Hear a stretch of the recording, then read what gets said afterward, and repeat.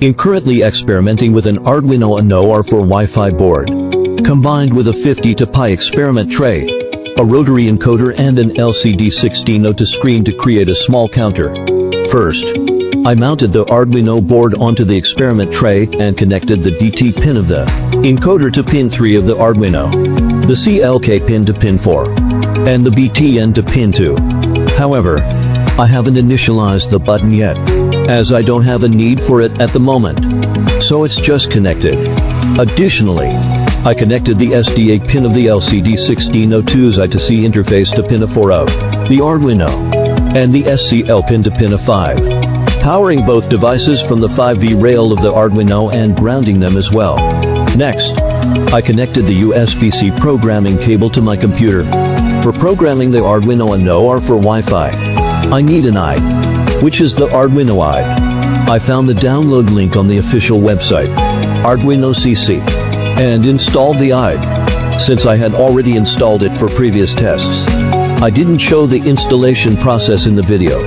You can follow the prompts to install it step by step.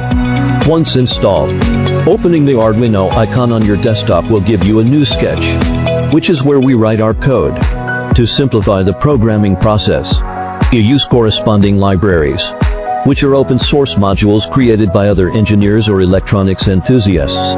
They are incredibly user-friendly and make building my project much easier. I'm very grateful to these engineers and enthusiasts for their efforts that have made our lives more convenient.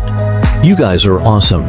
I will test each module one by one until they all work properly before integrating them into a comprehensive experiment to complete our project, which I call Jackie's unit testing. You can do the same for your projects. It's a great way to avoid many issues by testing each component individually before combining them. Let's continue. First, you test the LCD1602.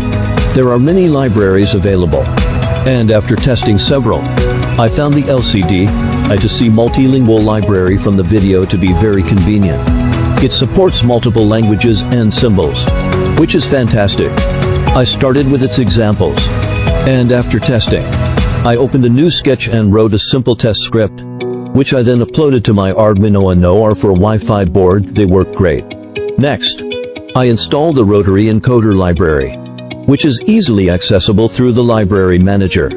After adjusting the pin connections according to my setup and testing it, I found it to be very user-friendly. Imagine the Rotary Encoder acting like a counter, accurately recording the direction of rotation and the cumulative number.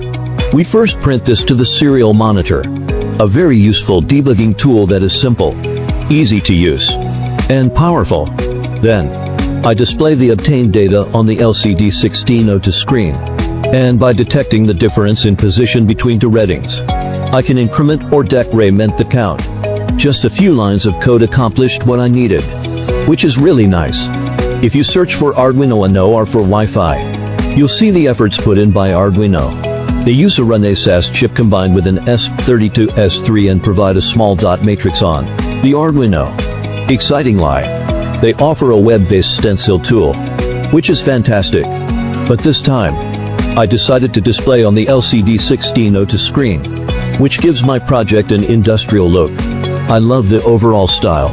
Haha. I hope this video helps you. And if possible, please subscribe, like, and share it with your friends and family.